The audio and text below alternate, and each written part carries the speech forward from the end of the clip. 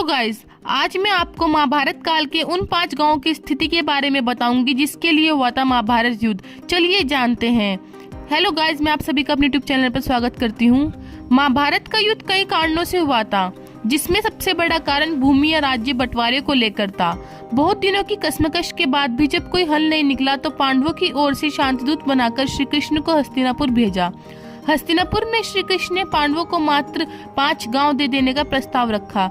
धृतराष्ट्र ने समझाया कि पुत्र, यदि केवल 5 गांव देने से युद्ध टलता तो इससे बेहतर क्या हो सकता है, इसलिए अपनी हट छोड़कर पांडवों से संधि कर लो ताकि ये विनाश टल जाए। दुर्योधन अब गुस्से में आकर बोला कि पिताश्री, मैं एक तिनके की भी भूमि उन पांडवों को नहीं दूंगा और अब फैसला केवल रणभूमि में ही होगा।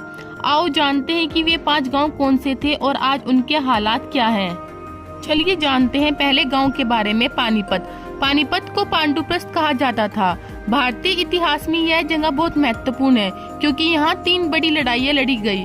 इसी पानीपत के पास कुरुक्षेत्र है। कुरुक्षेत्र वह युद्ध क्षेत्र जहाँ पांडवों और कौरव पौराणिक युद्ध में भिड़े थे। एक समय भयंकर संघर्ष का स्थल रहा। आज यहाँ एक हलचल भरा शहर, तीर्थ यात्रा और संस्कृति का केंद्र है। पवित्र मिट्टी अभी भी अतीत की गूंज से गूंजती है, जो हर साल लाखों आगंतुकों को इसके मंदिरों, संग्रहालयों और प्रतिष्ठित ब्रह्मा सरोवर की ओर आकर्षित करती है। चलिए जानते हैं दूसरे गांव के बारे में। श्रीपत। कहीं कहीं श्रीपत और कहीं कहीं इंद्रप्रस्थ का उल्लेख मिलता है। मौजूदा समय में दक्षिण दिल्ली के इस इलाके का वर्णन महाभारत में इंद्रप्रस्थ के रूप में है। दिल्ली में पुराना किला इस बात का सबूत है। खुदाई में मिले अवशेषों के आधार पर पुरातत्वविदों का एक बड़ा गर्व यह मानता है कि पांडवों की राजधानी इसी स्थल पर रही होगी। यहाँ खुदाई में ऐसे बर्तनों के अवशेष मिले हैं जो महाभारत से जुड़े अन्य स्थानों पर भी मिले हैं। दिल्ली में स्थित सारवल गांव से 1328 ईस्वी का संस्कृत का एक अभिलेख प्राप्त हुआ है। यह अभिलेख लाल किले के संग्रहालय में मौजूद है। इस अभिलेख में इस गांव के इंद्रप्रस्थ जिले में स्थित होने का उल्लेख है। हालांकि सिंही गांव हरियाणा का एक गांव है जहां पर कवि सूरदास जी का जन्म हुआ था और जहां पर जन्मेजन ने प्रसिद्ध नागयज्ञ किया था। अब ये गांव आदर्श गांव है। चलिए जानते हैं तीसरे गांव के बारे में। बागपत। इसे महाभारत काल में व्याघ्रप्रस्थ कहा जाता था।